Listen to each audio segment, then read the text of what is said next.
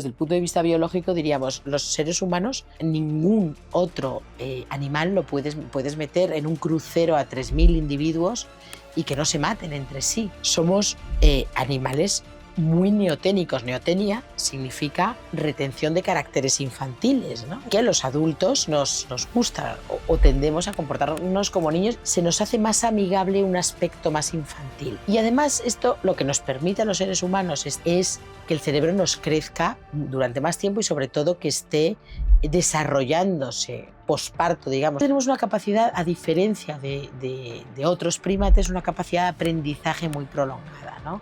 Y una curiosidad enorme. Somos una especie autodomesticada también para poder convivir juntos. Todo el mundo tiene algo apasionante, más o menos escondido.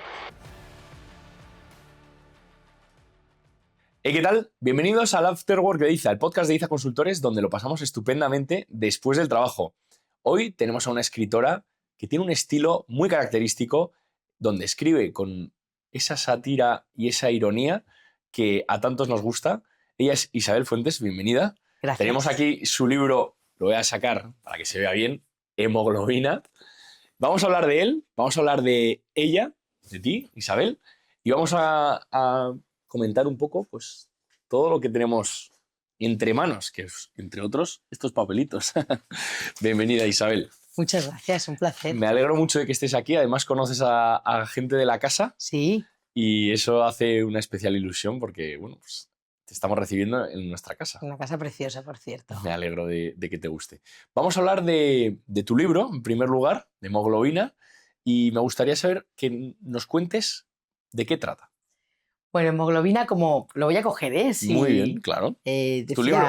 Es mi libro, sí, Hemoglobina, y el subtítulo sería, Vale. la frasecita esta de entrada, una novela sobre la sangre de la gente bien. Vale. Se llama Hemoglobina porque hay sangre, no es gore, no es para nada un libro gore, es un libro muy contemporáneo, es una novela que ocurre podría ser en cualquier ciudad, pero ocurre en el Madrid de ahora, digamos, en esa gente bien del Madrid de ahora, pero es verdad que podría extrapolarse a otras ciudades contemporáneas.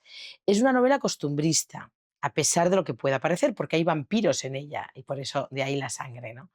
Pero estos vampiros finalmente no son distópicos, es decir, quien espere una novela verdaderamente dura, de miedo, de un gran misterio, hay un misterio, digamos, socarrón, y un misterio científico, y un misterio amoroso, hay misterio, pero no es una distopía, para no llamarnos a engaños. Es más, los vampiros, que son reales en la novela, son vampiros que sirven precisamente como una metáfora distópica para hablar de lo que nos sucede alrededor. O sea, finalmente acaba siendo una novela costumbrista. Muy bien.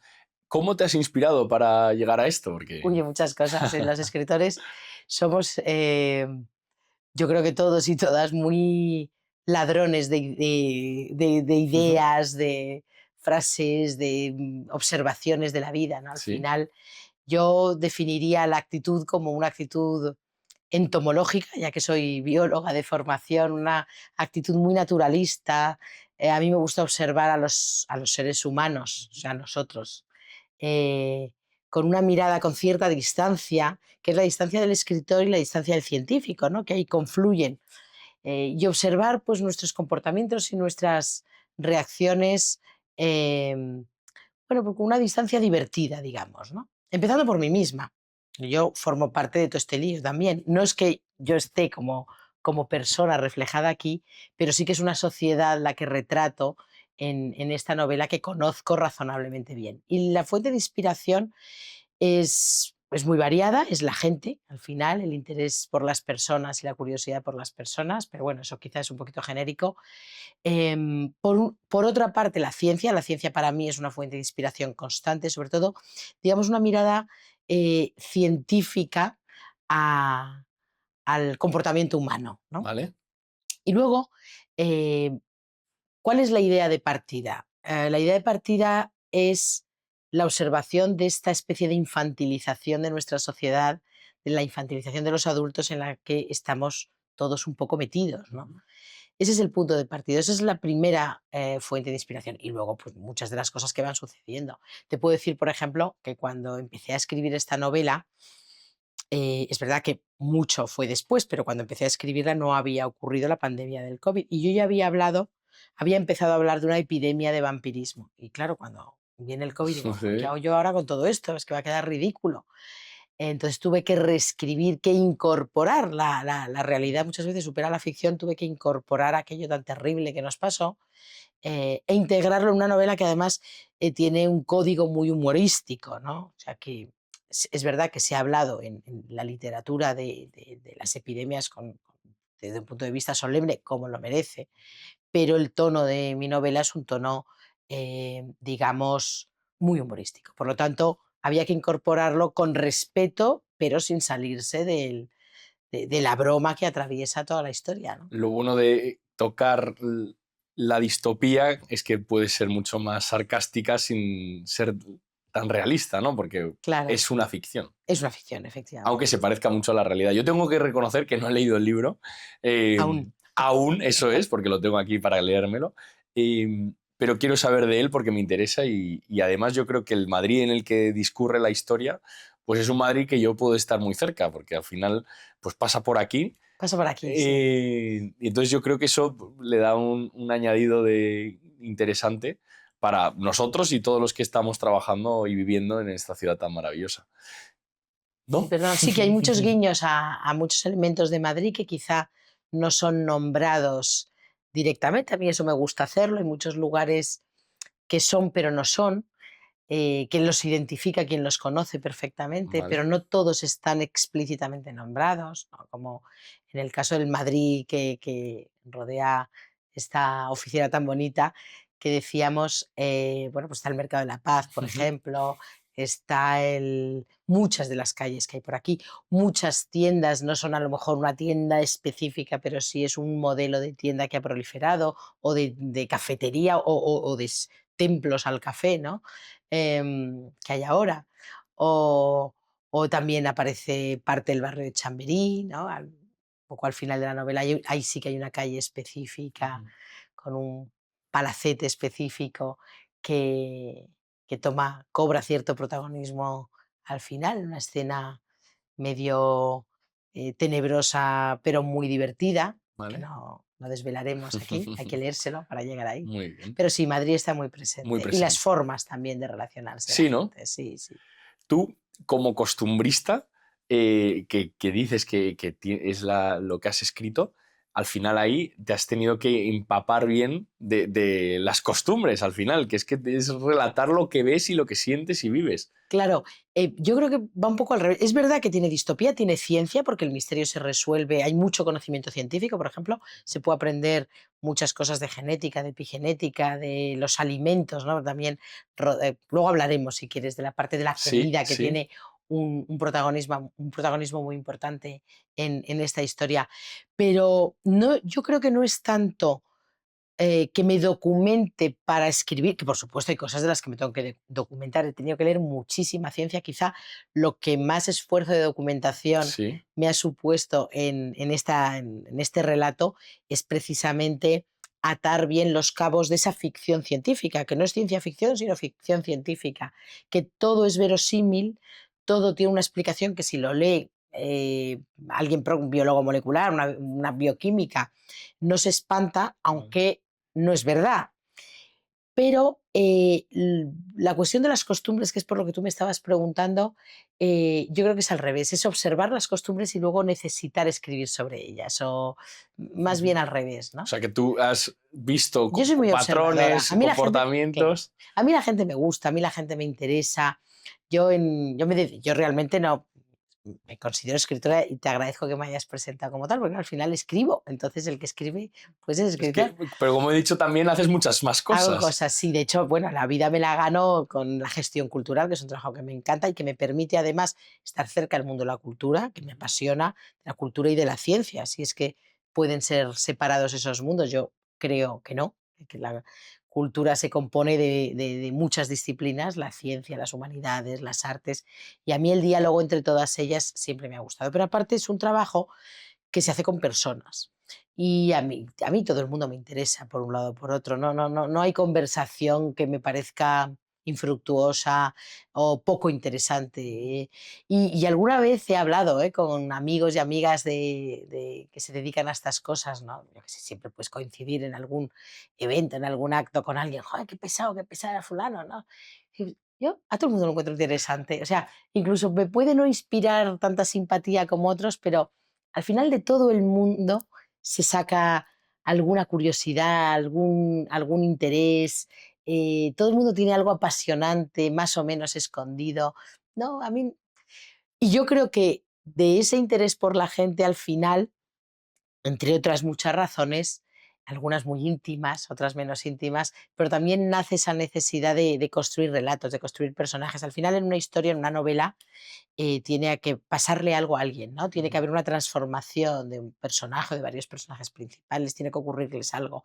No es una mera descripción del mundo que a uno le rodea, ¿no? Eso es muy importante que suceda para que una historia sea una historia. Me encanta la verdad que ese punto de vista que tienes de las personas que te parecen interesantes y que encuentras que todos tienen un momento o algo que te pueda aportar y una conversación, lo comparto totalmente y la verdad que es vamos, esa forma de pensar que no la tiene todo el mundo, yo creo que es muy adecuada para, bueno, pues estar abierto lo primero a conocer historias Te lleva sorpresas, y ¿sabes? Sí, sí, sí. y aprender muchísimo, porque también esa forma de tener la mente abierta es la que te hace poder descubrir cosas que no sabías, porque si encasillas a todos de una Totalmente. forma, no vas a conseguir sacarle ese jugo a cada una de las personas que Mucha también. gente que es mucho más compleja de lo que aparenta ser, ¿no? Más allá de los prejuicios, bueno, ahora les llamamos sesgos, ¿no? Pero más o menos conscientes, pero sí, sí, a mí me gusta estar en contacto con gente, conocer gente, charlar, hablar, me gusta hablar. Yo soy, fíjate que, y además eso es algo que tiene Madrid, que no tienen todas las grandes ciudades, Vale. con lo cosmopolita que es Madrid. Madrid tiene algo que todavía en una parada de autobús te puedes poner a hablar con el de al lado, con el que está esperando el autobús, ¿no? Y eso a mí me parece fascinante. Yo soy señora de hablar en la parada del autobús, digo señora, ya voy cumpliendo años y porque es un comportamiento como muy de señora, ¿no? Yo soy perfectamente capaz de entablar conversaciones en una parada de autobús. Yo tengo una anécdota que no sale en la novela, es una anécdota mía personal, pero que da buena cuenta de cómo somos los nacidos y los que no hemos nacido en esta ciudad, porque además Madrid es verdad que es una ciudad que tampoco distingue mucho de dónde vienes ni a dónde vas, ¿no? Esta pequeña pausa es para recordaros que nos encantan los me gusta. No os olvidéis de darle like y suscribiros al canal para estar atentos a los próximos episodios. Y, por supuesto, que somos vuestra inmobiliaria de referencia para comprar, vender o alquilar en las mejores zonas de Madrid. Seguimos. Sí que se puede decir que es acogedora en ciertos aspectos, ¿no? También creo que estamos en una época eh, que hay, bueno, que corremos el peligro de descohesionarnos o de no fomentar del todo la cohesión, bueno, pero como en muchas partes del mundo, y eso es una parte no bonita, no vamos a idealizarlo todo, pero sí es verdad que Madrid ha dado muchas oportunidades a muchas personas de relación con quien menos te lo esperas, de un contacto muy humano en algunos aspectos, ¿no? En algunos aspectos quizá a lo mejor privilegiados, ¿no? Y yo tengo una anécdota de hace muchísimos años, varias décadas incluso. Yo en aquel momento me había mudado, tenía uno de mis primeros trabajos y compartía piso con otras personas que también trabajaban, amigos y amigas. Me acuerdo que estábamos conviviendo, hay un registrador de la propiedad, otra mía que era médico, una psicóloga, estaba yo. Y yo estaba compatibilizando esos primeros trabajos con mi tesis doctoral. Mi tesis yo la estaba haciendo en Francia, iba, venía, pero bueno, tenía, estaba yo trabajando en ella, un día que estaba ahí en casa, muy concentrada, y bueno, pues no tenía nada preparado para comer y bueno, daba un poco igual. Luego cenábamos normalmente todos juntos, cocinábamos en aquella época. Qué planazo. Y entonces tenía yo ahí, había una lata de lentejas, y dije, ostras, si no teníamos, nos acabamos de mudar, a finales de los 90. Y digo, ostras, es que no tenemos abrelatas, que bueno, voy a subir a ver si algún vecino me deja un abrelatas. Entonces recuerdo perfectamente subir al piso de arriba y llamar a la puerta tal cual, con mi lata, para no entretenerme, pues estaba concentradísima. y me abrió la puerta una mujer y le digo: "Oye, perdona, soy la vecina Bea". "Ah, sí, sois estos jóvenes que habéis venido. Sí, sí, sí. ¿No tendrás un abrelatas? Perdona que". "¿Te vas a comer eso? De ninguna de las maneras.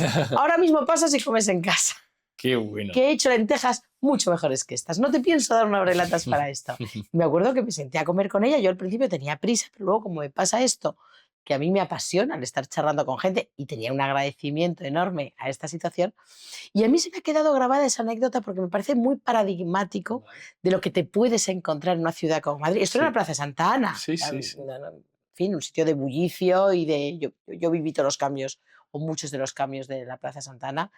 No siempre cuando estás viviendo allí fueron fáciles, pero en cualquier caso agradecí y me encantó sobre todo lo que me parece más representativo de este Madrid es la naturalidad y la imposición, no es, oye, no querrías, no es, no te pienso dar una bregatas, por supuestísimo que no te vas a comer eso, ahora mismo pasas y te voy a dar de comer yo y nada que hablar, Y ya está. y ya está. La solución dada. Sí, Es sí, increíble esta ciudad, es cómo, increíble, sí. cómo es de espontánea, cómo hace que todos seamos acogedores y cómo pues somos a veces más bruscos de lo que debería porque, oye, ¿te apetece? ¿Vienes tal? No, No, no, no, tal, pero resuelvo sí, sí, y sí. se hace. A mí una cosa vamos, que me parece muy diferente de esta ciudad bueno, yo soy, como te he dicho antes, de Vitoria, es el tema por ejemplo, cuando eres joven, de hacer copas. Al final, que eso es hacer fiestas en casas y es una manera de conocer gente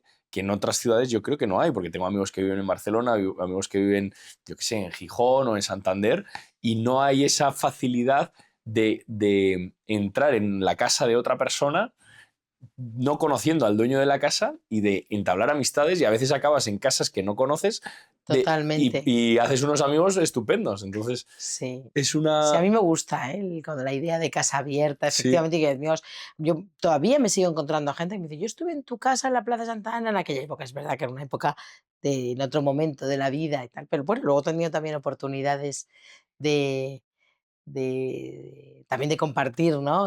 Mi propia casa eh, bueno, pues con la gente que pasa, ¿no? A mí eso me encanta, que la gente aparezca en las total. casas Es así sin divertidísimo y yo sí. creo que es una de las características también del Con Madrid. cierta espontaneidad también, Sí, ¿no? No sí. tener que tener todo No, perfectamente, no, no, no hay que recibir como si fuera una... recibir, No, ¿no? es Decorar, ¿no? improvisar. Sí, improvisar, Sí. improvisar, sí. Y eso lo vemos en un poco ese estilo, ese Sí, deje madrileño en la sí, historia, en los personajes sí, en los porque improvisan personajes. en circunstancias, eh, hay varios momentos en los que eso sucede, quizá remitiré, hay un roscón de una noche de Reyes muy cerca al final de la novela, con lo cual no puedo contar mucho lo que pasa en ese roscón, pero es un roscón en el que se junta gente muy diferente que jamás se hubiera imaginado tomar el roscón juntos, acompañado cada uno de sus historias, ¿no? Hay quien lo toma con té, con chocolate, hasta con un gin tonic o con un vino moldavo, ¿no?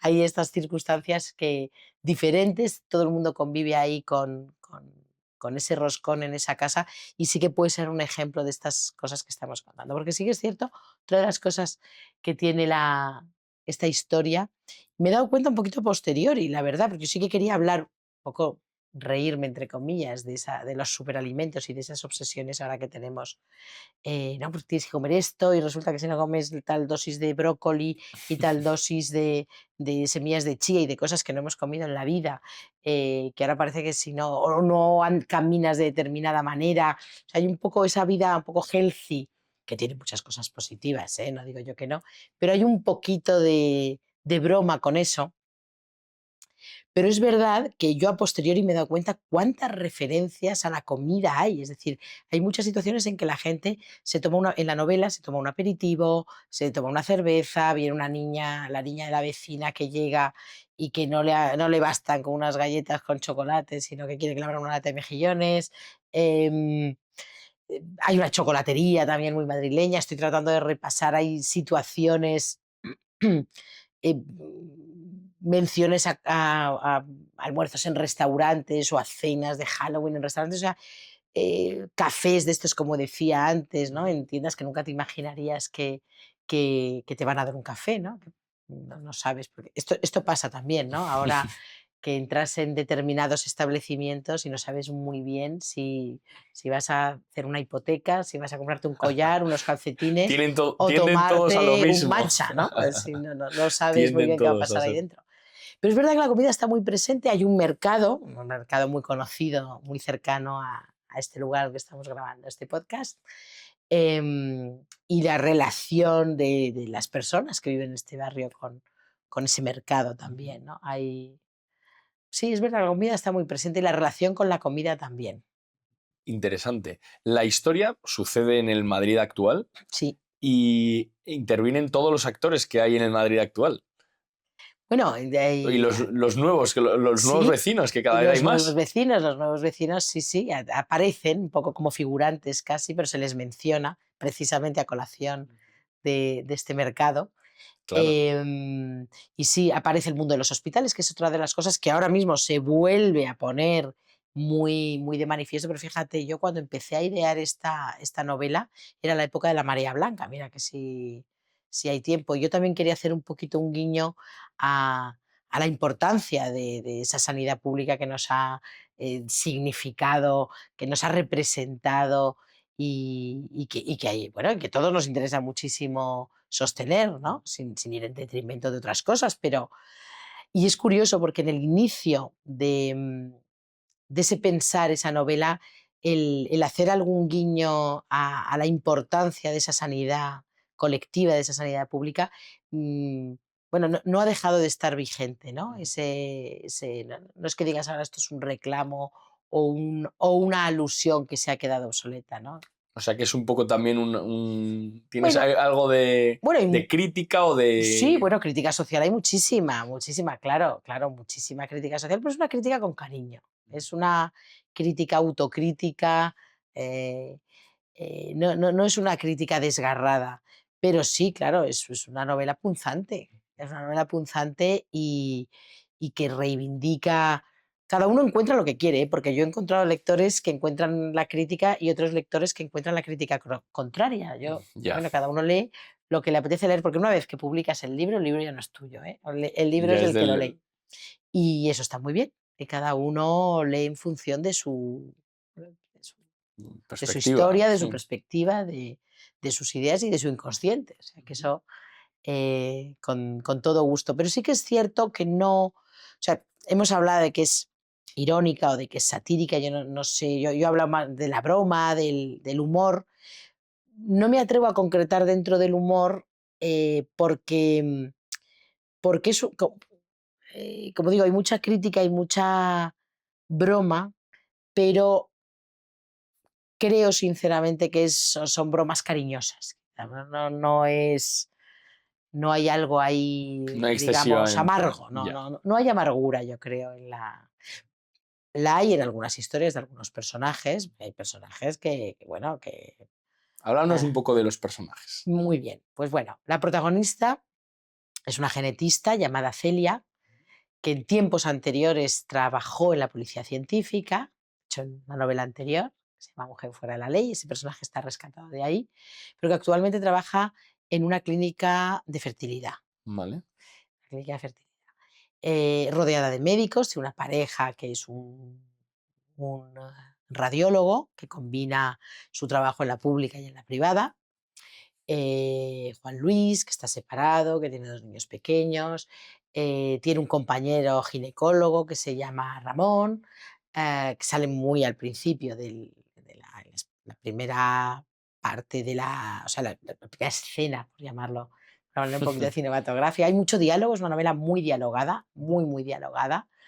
El narrador tiene un papel, como todas las novelas tiene que tenerlo, pero no es muy protagonista el narrador de la novela.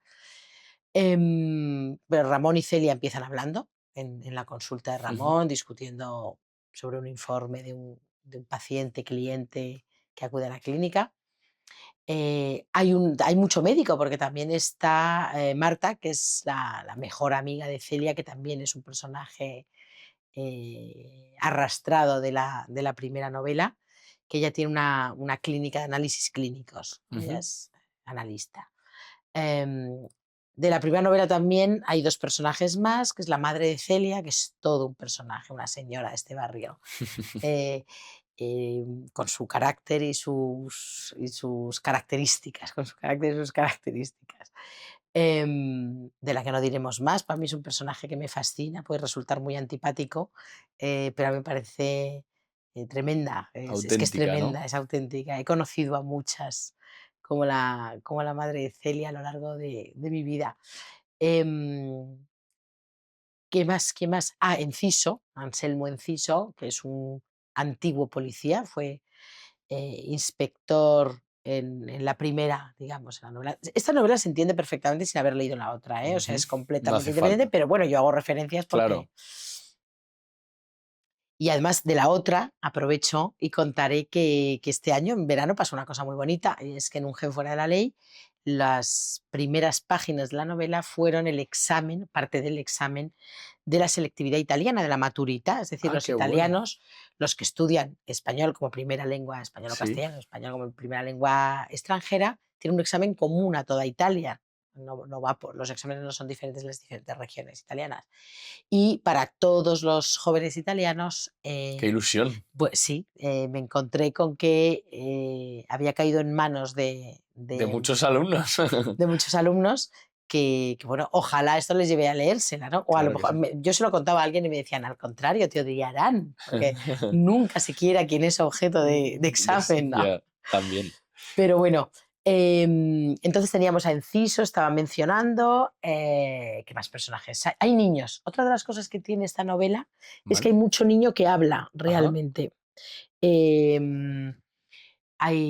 Está la hija de Marta, que es la hijada de Celia, que por cierto, bueno, lo comento porque es que además muy al principio de la novela hay un cumpleaños infantil, Ujú. ya no en este barrio, digamos, en un barrio de las afueras de, de esta España, de las piscinas, ¿no? Digamos. Y hay un cumpleaños infantil con la comida, la decoración y todo pensado desde el gusto de los padres, mucho más que del de los niños, ¿no? Entonces, bueno, hay una situación ahí, yo creo que es divertida también y que acerca al mundo de los niños, porque claro, en una novela en la que el tema, digamos, es la pregunta es qué nos está pasando como sociedad, aunque yo doy una explicación cómico-científica, qué nos está pasando con esta infantilización, realmente pues no podíamos hablar de infantilización, yo no quería escribir sobre infantilización sin hablar de los niños, ¿no? Porque ¿a quién queremos parecernos? Entonces hay varios niños. Hay una vecinita que aparece por ahí, están los hijos de Juan Luis, que conviven con Celia, pequeñitos, y hay algunos otros. De hecho, también hay una conversación la que yo me siento muy orgullosa de Vale. decirlo, que es en una casa rural, es una excursión que hacen varios de los protagonistas y Ujú. algunos más en un momento dado. Y hay una cena en el restaurante del hotel rural en la que están todos cenando y hablan todos. Y ahí, pues, lo menos hay 6 niños, está la madre de Celia, está Ramón, la mujer de Ramón, el ginecólogo que decía em, Celia y Juan Luis, Marta e Ignacio, que es su marido, y un montón de niños, y no, hasta que se ponen de acuerdo para pedir, no pedir, todos discutiendo sobre lo que tienen o no tienen que comer los niños protestando. Y es un diálogo muy coral, que a mí me gusta cómo queda, porque al final se les puede seguir a todos y son muchos hablando, ¿no? No es fácil escribir eso. No es fácil. A mí los diálogos, me gusta escribir diálogos, ¿eh? Me diré que no se me da mal, creo, vamos, igual suena un poquito vanidoso cuando... eh, Bueno, si se te pero da bien, se te da bien, no yo hay creo que nada de sí, no malo. se me da mal dialogar, no se me da mal, no. ¿Tienes algún personaje favorito? Sí, pero por motivos distintos, no necesariamente porque me caigan bien. Vale. La madre de Celia me parece un horror y No te sin cae nada embargo bien. para mí Es tremenda y... es Ya. insoportable, dura, pero para mí es uno de los personajes favoritos porque, bueno, porque sí, como autora es uno de los personajes favoritos sin duda. Ramón me resulta muy simpático.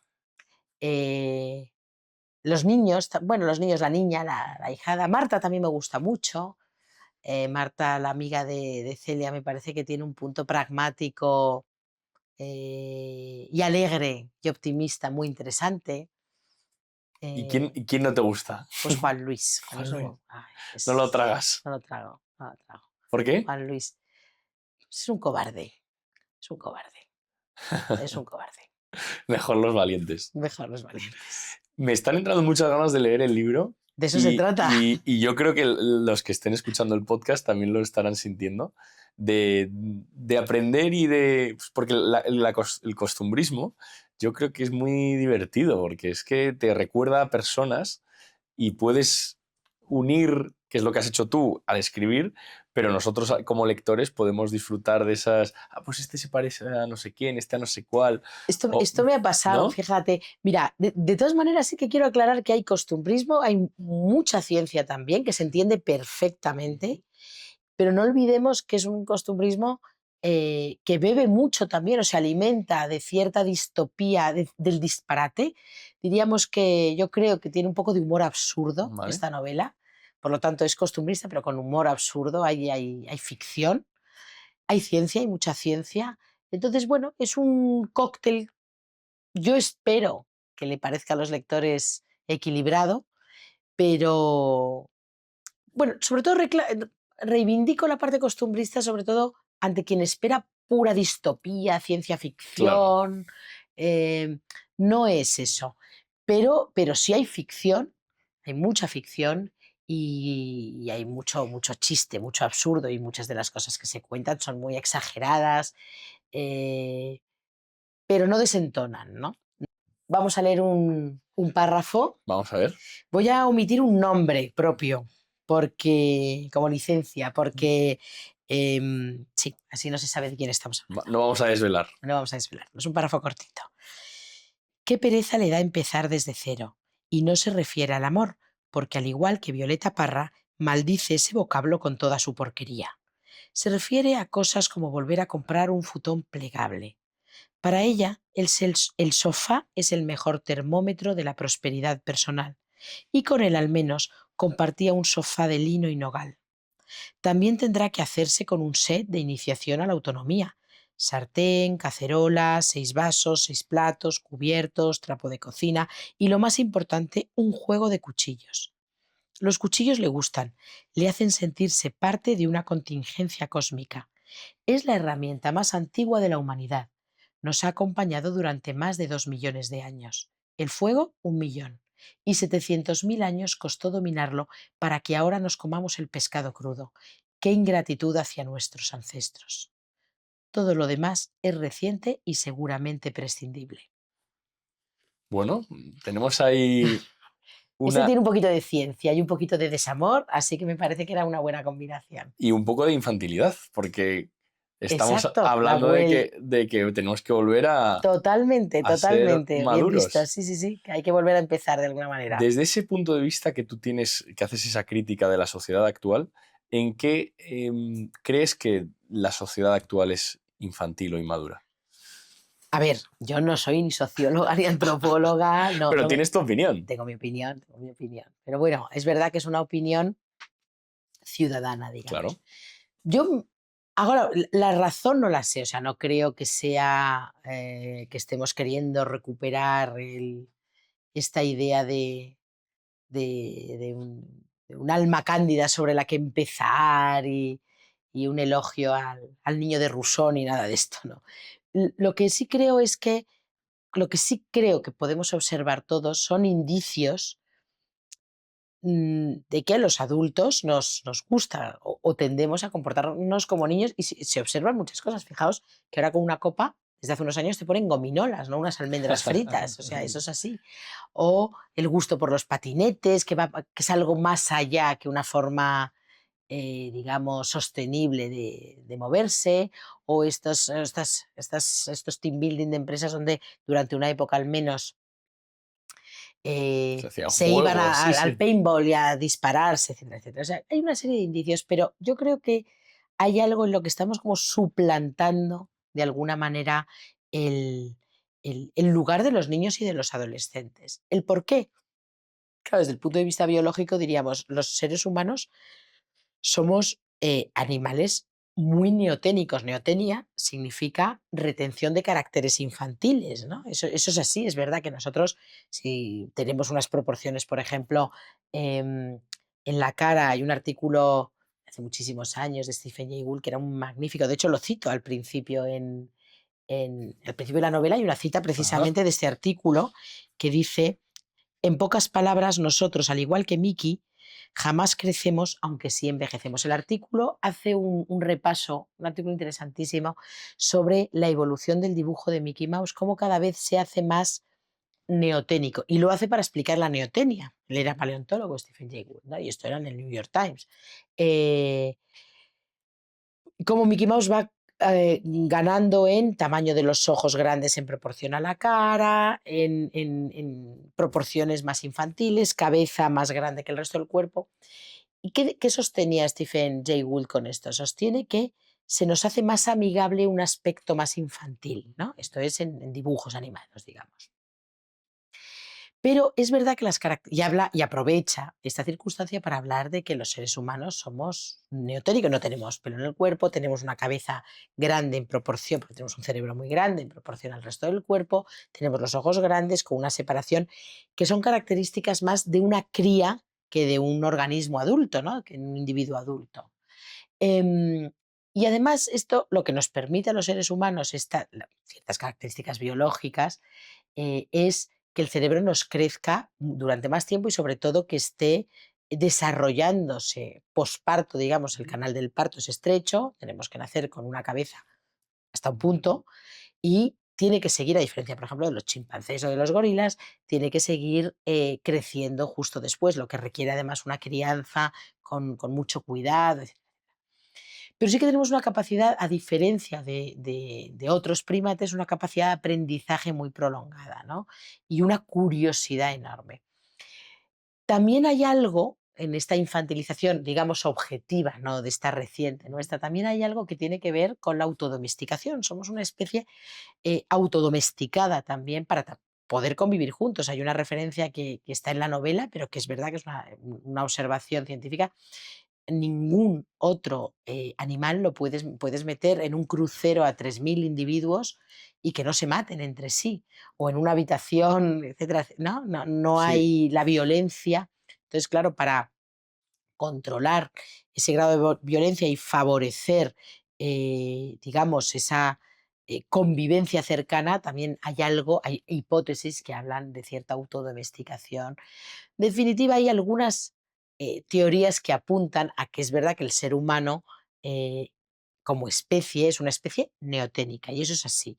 Pero yo juego con esa neotenia en la novela para decir como que esa neotenia no ha terminado, digamos, que estamos dando una vuelta de tuerca por cuestiones epigenéticas. La epigenética es lo que hace los factores externos, que hacen que se transcriba un gen o no, y eso se explica bien en la novela. Es decir, nosotros tenemos un código genético y unos genes determinados que se pueden expresar o no expresar, y muchas veces son factores externos, como contaminantes o como otro tipo de moléculas que se unen, digamos, a una parte promotora de ese ADN para decir sí, se lee, se expresa, se transcribe, ¿no? Se convierte en proteínas o no.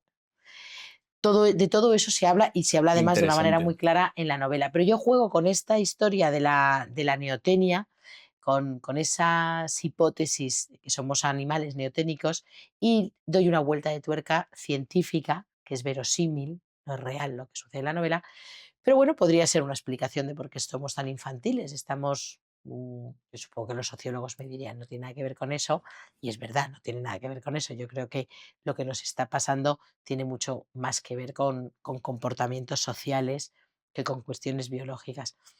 Sí es verdad que estamos en un momento, pues eso ya sería otra conversación, donde las emociones tienen un papel eh, curioso, ¿no? Digamos que tenemos una relación con la razón y con las emociones rara, ¿no?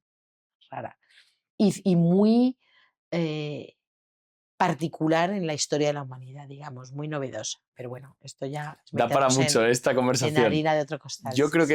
que vamos a aprender mucho con el libro, vamos a aprender a disfrutar de una historia con esos toques distópicos, costumbristas, pero también basado en la ciencia, que yo creo que bueno, pues nos va a enseñar también cosas que no sabemos a los lectores. Tengo muchas ganas de leerlo, Isabel. Espero que sí. Vamos a pasar ahora a una parte en la que hablamos en el podcast de casas.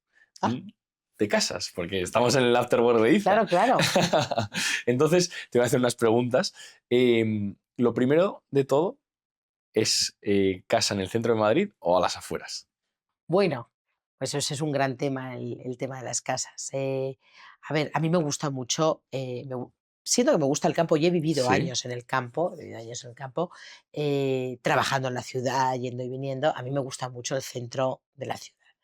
Me gusta más que la cosa intermedia, me gusta o el campo campo o el centro de la ciudad, pero yo soy muy urbanita, siento que me gusta mucho ir al campo y que creo que es fundamental la relación con la naturaleza. A mí me gusta mucho la ciudad. En Madrid tenemos la suerte del Retiro, que es En la Madrid, única conexión con la sí. naturaleza. Bueno, tenemos muchos grandes parques en Madrid, ¿eh? Tenemos el Retiro, tenemos el Parque del Oeste, la Casa de Campo, que es maravillosa, la Quinta de los Molinos, hay unos espacios, ahora mismo deben estar a punto de florecer los almendros en la Quinta de los Molinos, una cosa de lo más recomendable Fíjate que por no lo otra conozco, parte, ¿eh? es maravilloso. La Dehesa de la Villa y Madrid está lleno, pero sí que es verdad que a mí me gusta el centro de la ciudad.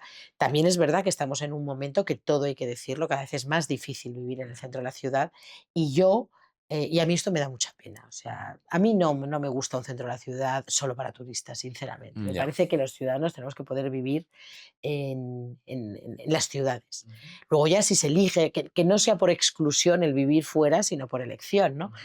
Yo creo que tiene que haber la manera de poder cohesionar. Además, creo que es la vivienda puede ser un factor de cohesión que en los mismos espacios o en espacios contiguos me refiero, ¿no? En el mismo barrio, puede haber cabida pues para diferentes situaciones sociales, diferentes situaciones Ujú. económicas, ¿no? Entre diferentes tamaños, diferentes calidades, diferentes políticas de vivienda. A mí sí me gustaría que consiguiéramos alguna vez no al 100%, que es imposible, pero sí, desde luego, que las ciudades también estén para los ciudadanos, para vivir. Se vive maravillosamente bien en las ciudades y que sea una elección vivir fuera y que no sea una necesidad, ¿no? Tema que es las megalópolis es complicado hacer esto, o Seguro que crecemos algo se hacia puede hacer. arriba y Hombre, hemos ido a la hacemos Luna, tenemos que poder encontrar una solución para esto. Quiero todo decir que los seguro. humanos colectivamente somos capaces de encontrar soluciones para todos y yo creo que la voluntad está, ¿eh? O sea, yo creo que la voluntad es una voluntad extendida por parte de prácticamente todo el mundo, ¿eh? Lo que pasa es que hay que encontrar soluciones de compromiso para todo. Pero sí que es verdad que estamos en un momento en que tenemos una gran ciudad con una oferta cultural envidiable, pública y privada, que convive muy bien. Tenemos, como decíamos, unos parques maravillosos y tiene que ser posible que los ciudadanos vivamos en las ciudades. Vivimos, vivimos. Vivimos, bueno. Alguno que otro. De, si te doy a elegir para vivir en una casa como las que vendemos en Diza, por estas Bueno, claro. zonas, una zona bonita como puede ser el Jerónimos o el barrio Salamanca, y te digo, ¿tú prefieres vivir en un edificio clásico con vistas a uno moderno o en uno moderno con vistas a uno clásico? Oye, ¿Qué esa pregunta es muy eliges? buena. Esa pregunta es muy buena. Me gustaría vivir esto es soñar, ¿no? Soñar. En uno clásico, con vistas a uno clásico. Claro, lo que pasa Pero que no no es la esa no es pregunta, la no es la pregunta. pregunta. En uno moderno con vistas a uno clásico. Es que me parece una súper pregunta esta, porque te diría, pues no te sabría contestar, porque el sabor de lo clásico a mí me gusta Ujú. muchísimo. Me gusta, lo reconozco, a mí me gustan las casas antiguas. Claro, el poder ver también por la ventana un edificio clásico y no uno moderno, joe, es que es una Es una súper pregunta que tenemos todos pregunta. los días en la oficina, Es ¿eh? O una sea, súper pregunta y no sabría qué decirte, ¿eh? No sabría qué querrías decirte. las Yo dos. creo, pues, me costaría no tener visto, estamos hablando del ideal y de Claro, que yo ¿no? aquí puedo llegar y decir: "Venga, ponme tal", ¿no? Me gustan los edificios clásicos Te a mí, gusta. me gustan los edificios clásicos. Sí, Te sí, me quedarías con gusta. él. Me quedaría con un edificio clásico.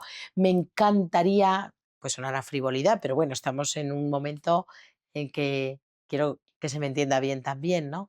Eh, es verdad que todas en España y en Madrid en particular vivimos una temporada, vosotros, tú eres más joven que yo, pero en los años 90, que a mí me llamaba la atención mucho que cualquiera que iba a una casa enseguida siempre hacía obras, reforma, reforma, reforma. Y eso yo no lo veía en las personas que conocía en grandes ciudades europeas, ¿no? A mí me gustaba mucho que la gente se iba a una casa y se adaptaba a los espacios, ¿no? Y entonces a lo mejor estaban pues los libros puestos en un pasillo de no sé cuántos metros, en como adaptarse al espacio un poco. Y a mí siempre me llamó la atención esta obsesión por adaptar el espacio a uno. Y veías a veces que la gente llegaba a una casa y otra obra, y a los 2 años se vendía en una época de muchísimo cambio, y otra obra, y otra obra.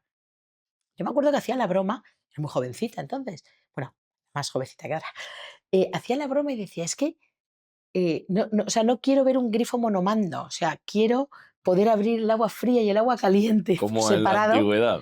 para tener un poco sensación de no haber roto con la Ya. historia, Ujú. con, con la memoria de los edificios, ¿no? Incluso esta búsqueda de la perfección, en un momento dado, pues bueno, una imperfección en una pared que te está Le dando da gracia. corporeidad, que se aleja del ideal, ¿no? Entonces es verdad que para mí los edificios clásicos tienen el encanto de que se alejan del ideal y que sin embargo rescatan la historia de quienes han vivido La antes esencia. y del no todo de cada uno de los humanos que han pasado por ahí, ¿no? Me parece buena respuesta. ¿Qué tienes en tu mesilla de noche? Uf, muchos libros, tengo muchos libros. Tengo una cosa con la que me acabo de hacer, bueno, me la han regalado estas navidades, que es un despertador de luz. Ah, muy bien, muy fitness. Sí, como no soy nada fitness, he dicho, vamos a empezar por el despertador y luego ya haremos pesas más adelante. Un despertador de luz que recrea un poco bueno, El el ciclo ciclo natural con el... natural, y esto me lo recomendó un neurocientífico Ajá. muy, muy sabio, y le hice caso, y luego hay unos pajaritos al final y tal Bueno, bueno, un eso tengo en mi despertar mesilla, más natural. y luego trastos de todo tipo, o sea, también, mira, tengo unos tapones para los oídos que tristemente debo decir que tengo la suerte por circunstancias, de vivir en una calle muy bonita, pero ahora como pues, una de las cosas que no me gustan, y aprovecho el podcast para decirlo, no puede haber discotecas abiertas en el centro de Madrid hasta las 6 de la mañana. No puede por la razón de que por muy insonorizadas que estén, fuera, Hay ruido, luego la gente grita y grita y grita y grita. Y es un poco que el fútbol es así, pues no tiene ya, por qué ser así. claro. Eso no me gusta, eso no me gusta. Lo reivindicamos. Lo reivindicamos. Entonces tengo unos tapones para cuando me enfurezco. Bueno, me Jo, enfurezco cuando no puedo más y me he despertado ya 10 veces durante la noche, pues acabo poniéndomelos. ¿Qué más cosas tengo? De todo, cuadernillo, un boli, pero sí, sobre todo muchos libros y la nueva lámpara está despertador de luz. muy bien. ¿Casa en el centro o...? No, perdón, Eso ya me lo has preguntado. esta te la he preguntado. Segunda residencia, ¿sí o no? ¿Y dónde? A ver, claro, eh, pues segunda residencia sí o no, pues esto depende de cada cual. No todo el mundo puede en una segunda Para ti, residencia. Isabel. Para mí, sí. Claro, ¿dónde? A ver, esto nosotros familiarmente tenemos, yo tengo mi posibilidad de escaparme a Asturias, por ejemplo. Ujú. A mí Asturias me gusta mucho. em, He estado muchos años a caballo entre un pueblo de Castilla y Madrid. Campo, diría campo. Campo, a mí me encanta la playa, pero me encanta y el Mediterráneo puro y sin masificar me gusta muchísimo. Pero diría, sí, para mí la combinación ideal es entre la ciudad de Madrid a mí me gusta mucho, y el campo, campo perdido, que bueno, pues era Asturias, podría ser cualquier otro sitio, en mi Ujú. realidad actual es Asturias, Qué maravilla. pero el campo, campo. Muy bien. Si tienes que dar un consejo a alguien que esté empezando a escribir un libro y sea su primer libro, ¿qué le dirías? Pues mira, algo que hice yo, que es aprender, antes de ponerse, aprender un poquito de las técnicas específicas del género que quiere escribir. Probablemente yo, por mi formación científica, yo me acostumbré mucho a hacer prácticas, ¿no? Entonces yo he tenido prácticas de todas las asignaturas cuando estudié la licenciatura de biología, ¿no? En la Autónoma, universidad a la que sigo teniendo mucho cariño. Y esto me dio, digamos, esta formación científica me dio un poco la idea de que todo tiene su oficio en esta vida. O sea, cualquier práctica tiene su oficio. Y que más allá de lo que uno pueda tener que contar, yo escribí antes una tesis doctoral antes que escribir ficción. Y son formas distintas de escribir. Entonces, a mí me vino muy bien leer mucho y aprender y hay miles de cursos, hay escuelas buenísimas, hay cosas online, hay cosas presenciales, hay grupos, tertulias de escritores, hay mil maneras, hay muchísima literatura escrita sobre eso, mucho ensayo sobre el cómo. Yo me acercaría a la técnica, pero no pensando, claro, a lo mejor alguien me escucha y dice, bueno, no, esto, una receta, no estoy hablando de recetas ni de fórmulas, cada uno tiene su historia que contar, pero cada género no es lo mismo escribir poesía que teatro, que relato breve, que novela, y tienen algunos rasgos diagnósticos diferentes entre sí. Y yo creo que cuanto antes uno se haga consciente de ellos, ahorra tiempo, Ujú. ahorra tiempo. Y eso sería el consejo que daría, aproximarse un poquito a las especificidades del género elegido. Muy bien. Pues yo creo que Isabel, con esto nos quedamos. Ha sido un placer tenerte en el podcast. Tengo Pues muchas muchas ganas de leer el gracias. libro. Este fin de semana lo voy a coger con ganas. Y esta es tu casa para cuando quieras. Pues estupendo. Nos vemos Muchísimas pronto. gracias a vosotros. Ha sido un placer y muy generoso por vuestra Muy bien. parte darme este espacio. Hasta luego. Adiós.